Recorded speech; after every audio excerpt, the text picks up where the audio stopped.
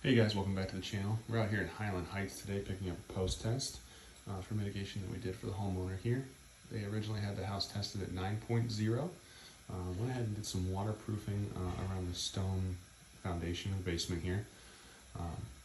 And then we came in and installed our mitigation system, and we're able to drop that level down to 2.9. With considerable construction going on in the neighborhood, that's a really good drop. Construction does cause pockets of radon to be released.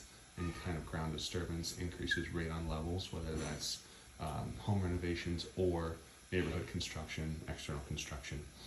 So we were very happy to see those levels drop as low as they did. We'll head outside here and take a look at the external portion of the system and get moving. All right guys, we're outside here in Highland Heights, taking a look at the external portion of the system.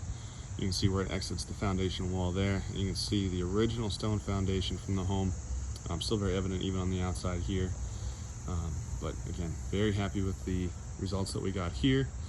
We got our 145 on there with its own designated switch, conduited there right into it, so it's nice and protected from the elements.